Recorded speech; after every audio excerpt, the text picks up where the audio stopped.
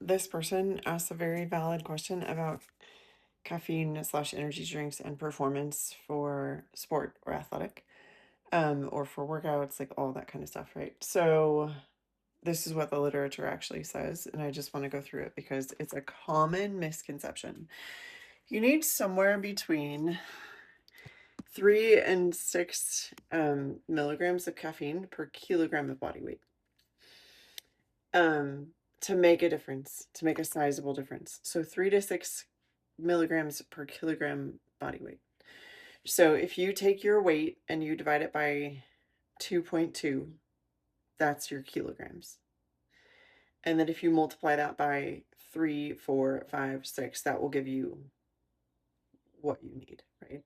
So caffeine is, in its study, they looked at how it lowers perceived exertion of work, so you can do more load. You have more endurance, and you have better recovery time.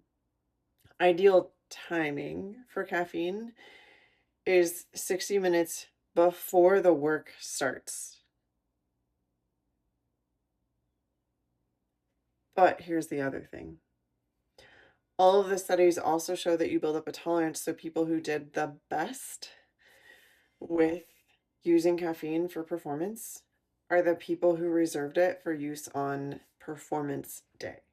So for me personally, I didn't drink caffeine on a regular basis. Prior to having my kids, I didn't drink caffeine. I don't know why. I didn't need it. And I used to do half iron distance triathlons. So the day of my triathlon, I would get there, I would do a warm up in the water, I would go for a quick little run, I would make sure that my gears were shifting on my bike, and then I would have a small thing of coffee. Not enough to be hugely beneficial during my race, but the swim was never my problem. So I wasn't worried about the swim. And then I would I would do my swim, I would get on the bike, and I would go for my 56-mile bike ride. And then I'd get off the bike, and before the half marathon, I would do an energy shot that had caffeine in it.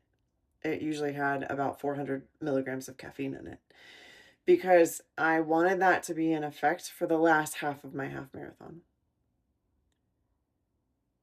And it worked like a charm. Like literally worked like a charm. But I only had caffeine on race day. I can tell you, after my twins were born, I went from drinking caffeine periodically for performance to drinking caffeine most days of the week.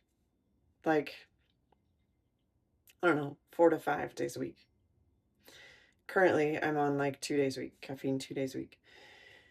And I did a half marathon with one of my then employees, a colleague of mine, Dr. Jane Anderberg. And I was drinking caffeine 4 to 5 days a week, and she and I trained for that half marathon. I did not take a break from caffeine. Caffeine the morning of the race, worst race of my life. And I had been training for it, and all my runs had been going great. So when they say you build up a tolerance, you literally build up a tolerance to caffeine, and it does not affect performance any longer. So what the research actually shows is that you need at least a 10-day break from caffeine to get the benefits for exercise. So if you're using an energy drink and saying, well, I'm doing it for sport performance, you should only be doing it on race day, competition day, etc. Or like if you're doing it for memory boost for a test, you should only be having caffeine on test day. I hope this helps.